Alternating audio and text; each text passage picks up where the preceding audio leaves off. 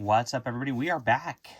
If you've been following the channel, you've probably seen I've been doing a sort of Fantastic Four catch-up lately, going through the Fraction run, then the Robinson run before they canceled it, and after they canceled the Fantastic Four, they actually came out with another series, and this has now been collected into an oversized hardcover, which just came out recently, and rebranded Fantastic Four. But that's not what they did when they were coming out with this in 2017, 2018. They called this Marvel 2-in-1, which is a reference to the old series where the Thing teamed up with random people. And they did 12 issues of it and an annual before relaunching the Fantastic Four proper. Now it's got a nice piece of art on the inside, the Thing, and then on the back you got the Human Torch. And it's got 12 issues and an annual, as I mentioned. The premise of this is Reed and Sue and the kids are gone, leaving just the Thing and the Human Torch behind. And they're kind of just hanging out, not being happy. The art's really nice at start.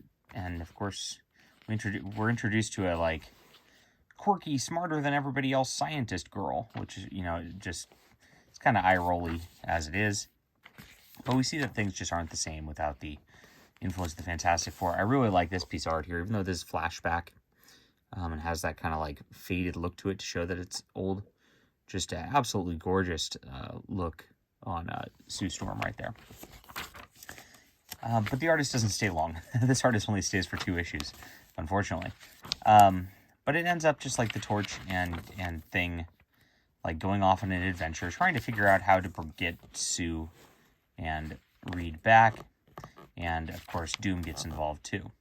So we see Alicia here. They reference the old Skrull story from Tom DeFalco, where she was replaced by a Skrull. And, again, I really like this artist in the first 2 issues. And it's very clean, very pretty. They fight the Mole Man in classic Fantastic Four fashion.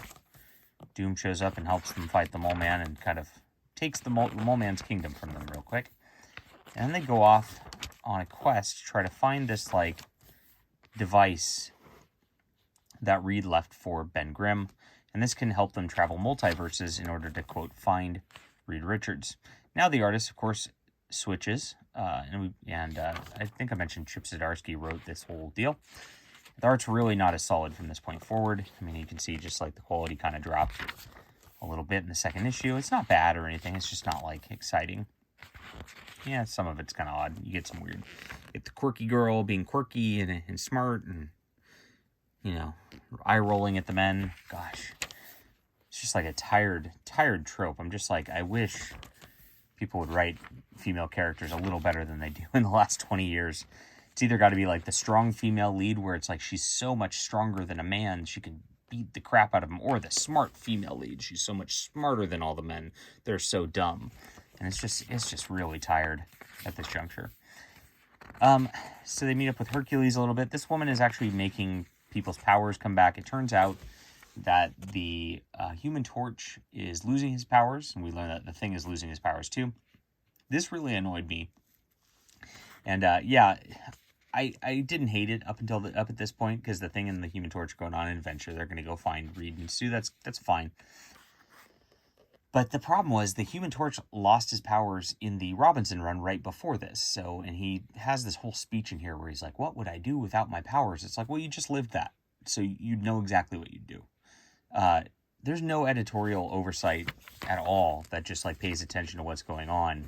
Like, you just got to nix things like that and be like, look, this just happened. Like, at least pretend there's some semblance of continuity here. Here's a quirky girl. She's going to show up on their adventure with them. And they all go off, Thing and Human Torch and Quirky Girl, into alternate realities, into the multiverse where there's just different people with different scenarios. There's one scenario where Galactus basically merged with Doom, and Doom destroyed everything. Kind of interesting. But again, like, now we're into, like, just what-if story territory, and they just jump to the next multiverse after they solve the problem there. And the big deal is that Ben believes that Reed and Sue are dead, and he's not sharing that with the Human Torch. So they're still in this universe for a bit. This is solving this problem here. The art gets a little better again. I don't even know who these artists are. Should probably look it up. So we have, yeah, okay, it's back to the same artist for number 6 to include the first storyline. It's Jim Chung, and I really like Jim Chung's art. 3 through 5 was Valerio Skiddy. Looks like a different name, but we're not going to say that.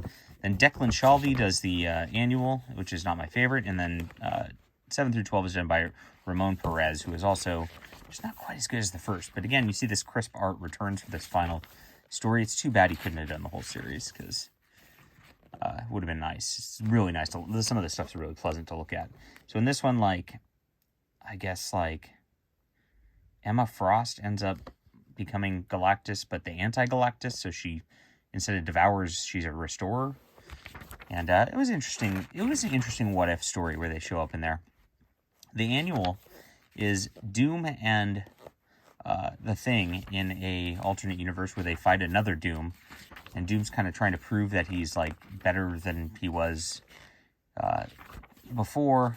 And the art on this is really rough. And there's not even much background, or just looks like they rushed this.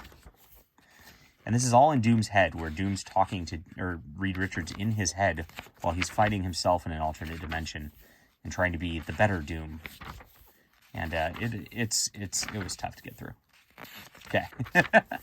Next, we're on a new planet where everything's kind of backwards and upside down. And there's all these other variants of these old heroes, as you can see. Lots of talk of Battle World to reference the old Thing storyline. At least there's that reference in there, I guess.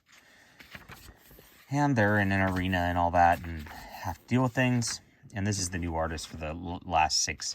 You see it's just like pretty flat, current year Marvel style that's not very interesting. The colors really are a little wonky in this. And then they get trapped in this universe because Quirky Girl decides to leave them. Turns out Quirky Girl had an agenda of her own, which I didn't even really care about. I'm glad she's gone. But man, this is where it really starts to drag. Actually, the first 6 issues, as much as I complained about it here, I picked out the parts I didn't like, but like it was all right. Things moved along pacing-wise. I kind of liked the Galactus world. That was neat. It just felt like a what-if story, right? You know. They stay trapped in this universe for like 6 issues and like fight off all these people you don't care about. The art's like not that interesting to look at. It's like kind of not like refined or detailed or anything. It's just pretty lame. And finally, like, Sue shows up and maybe kind of saves them, gives them their powers back because they lost their powers. Reed shows up, and then the Thing and Human Torch just kind of whine at Reed and Sue, "Why'd you leave us behind?" for 2 issues. And, you know, the Mole Man shows up again. I guess they have to defeat him because it's like, oh, I better throw in some action into this whine fest at the very end. But it's like, you just don't care. And, of course, Quirky Girl's back. And they bring him back to the regular universe. And that's it. So 5 issues are kind of wasted. That second half of this was just atrocious. And I'm a little surprised. I mean, everybody really hails Chip Zdarsky as, like, the epic writer. But it felt like he had a concept here that he started with, which is the Human Torch and the Thing kind of going off on their own adventure. And then kind of didn't know what to do with it. So it just, like, meandered until he was forced to end it. It's like, oh, you're canceled now. Better close it up on the 12th issue. And it really felt like that. So first 6 issues, okay. The art's really nice in issues 1, 2, and 6. The art on the rest of it is really subpar. And beyond that, like, just a rough read. So a lot of Fantastic Four. I don't know why people just don't quite get the Fantastic Four. It's not that hard to write. I mean, it's just science fiction, you'd think, with a family element. I don't know. But I could rant about what I'd do with this property all day long. Marvel will never go there, so it's not going to be something we have to be concerned about. All right, hit the like and subscribe button. Let me know what you think about this, and we'll be back soon.